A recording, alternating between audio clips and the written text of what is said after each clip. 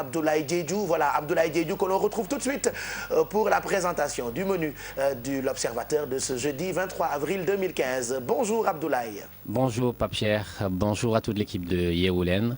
Ravi de vous présenter l'édition du jour de l'Observateur qui s'est intéressé à la communication autour des réalisations du gouvernement et c'est pour faire une autopsie d'un échec.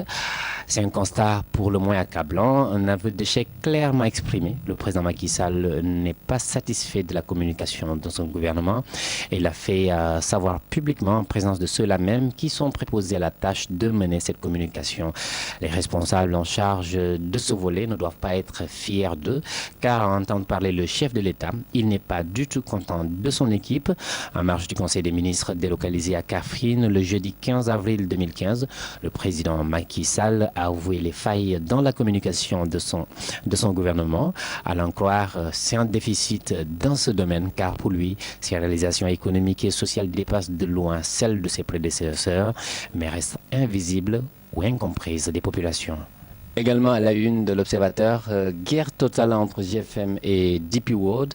Le groupe Futur Medias est décidé à recouvrer son bien endommagé par la société DP World, chargé de la manutention de son unité d'impression offset et d'emballage que l'armateur Messima avait transporté jusqu'à Dakar. La société Emirati a fait tomber par fausse manœuvre l'un des conteneurs de 40 pieds dans lequel était logé le cœur de l'unité. La machine d'une valeur de 2 409 260 792 francs CFA. Assumant sa responsabilité, DP World avait accepté de payer le préjudice, mais plus de 8 mois après, rien n'a été fait. Un dilatoire combiné d'accusations sordides en coulisses auxquelles le groupe Futur Media veut mettre définitivement un terme. Enfin, un mot de sport, Pape Cheikh, pour finir. Guigui, grandeur mature, jadis bouillant sur scène, comique dans son verbe, Guigui a désormais changé de planète. L'homme incarne désormais une maturité insoupçonnée. Il était le bouffon de l'arène, un cabotin qui régalait son public par des phases sorties de nulle part et sans glorifier, habit neuf déchiré, la tête enfouie dans le sable. Guigui poussait l'excès jusqu'au ridicule. Cette façon de marquer sa singularité lui avait pourtant valu la sympathie. Impossible de s'abstenir de rire quand il donne sa date de naissance, je cite, 10-10-90 au Tiénaba, et son français chahuté. On a des jeunes qui travaillent typés, qui ne travaillent pas, typés pas, c'est force naturelle.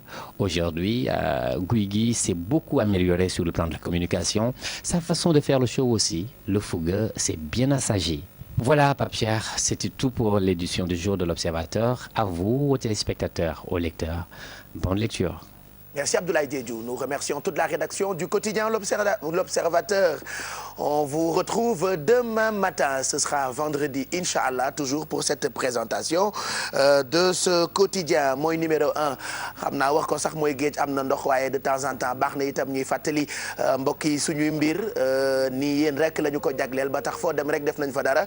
Donc l'Observateur ngook bu tey jeudi bi moom la Abdoulaye Diédhiou doon présenté mëneem ci français loolee la ñu xëyee tey ci bis bile mbokk